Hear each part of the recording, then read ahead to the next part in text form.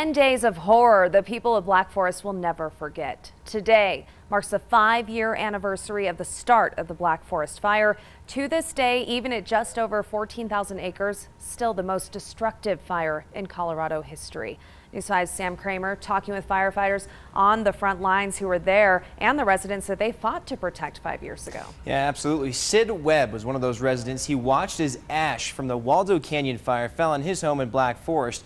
It led him to make an evacuation list should a fire start near his home, but when it did, all he could do was watch as his house, his things, they all burned away. 2 nights before the fire, I was sitting on the balcony and basically told my wife I could live here forever. As the sun's setting, it's glorious. Sid Webb and his wife Susie had found their forever home until Mother Nature took it from them. We could tell that the cloud was over our hill.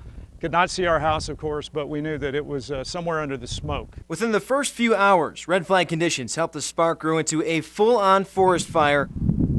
Firefighter EMT Chris Saluski was on the front lines. Flame lengths upwards of 50, 100 feet off of some trees. And I mean, it's just, you're staring at a skyscraper wall of fire coming at you, and it's amazing. Black Forest Assistant Fire Chief James Rubitsky led a division on the northern end of the fire despite decades of experience. He says this was unlike anything he'd ever seen.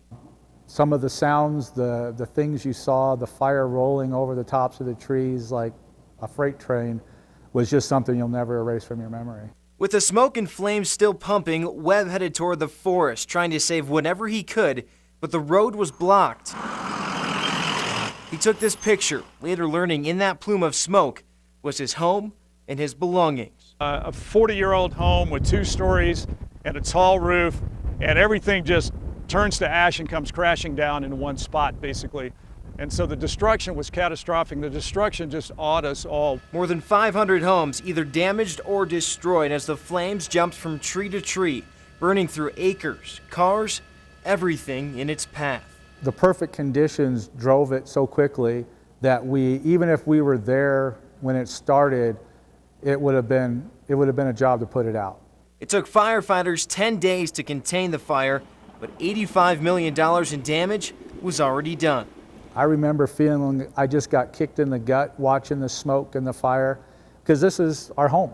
This is where we work. These are the people that we know and interact with on a daily basis. Today, the evidence and emotion from those 10 fateful days are still clear.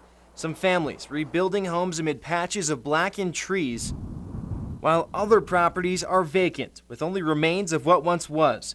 Webb says he's thankful to tell his story in a new book that he just wrote, even if he lost his forever home in the process. But I also felt that we were protected that day because my wife and I were out together. Normally one of us would have been at the house and running through the wind and the flames and everything else.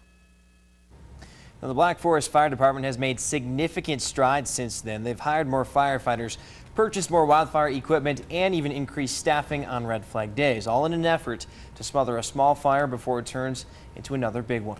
Always watching out for you, Southern Colorado. Sam Kramer, News 5.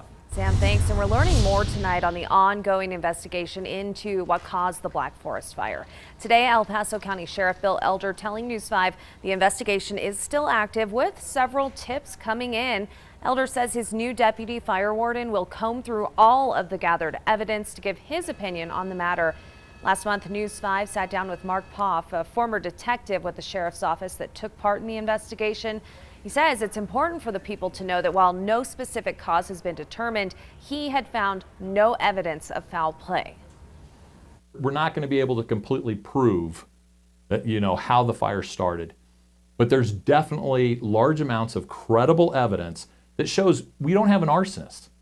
And I think that's important for them to understand. And Sheriff Elder says his intent is not to be fast with this investigation, but instead to be 100% right.